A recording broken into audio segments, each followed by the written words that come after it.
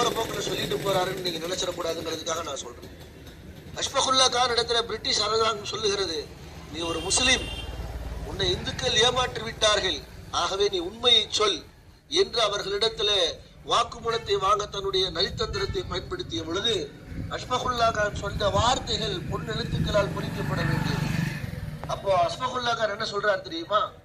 ராம் பிரசாத் பிஸ்மில் என்னுடைய தம்பி, இந்த நாடு என் தாய், ஆகையினால என்னிடமிருந்து நீ எந்த தகவலையும் வாங்க முடியாது என்கிறார். அவரிடத்திலிருந்து உண்மையை பெற முடியாத அந்த எரிச்சல்ல, அந்த கெடுப்புல பிரிட்டிஷ் அரசாங்கம் 1927 டிசம்பர் 9 ஃபைசாபாத் சிறையில் அவரை தூக்கிடுறாங்க.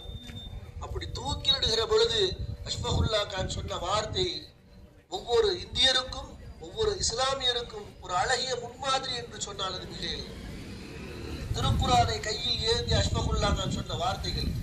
தூக்கு கயிற்றை முத்தமிட்டு விட்டே சொல்லுகிறார், என் கைகள் நிரபராதியான கைகள், என் கைகள் யாரையும் கொல்லவில்லை, என் மீது சுமத்தப்பட்ட குற்றச்சாட்டு அது போய்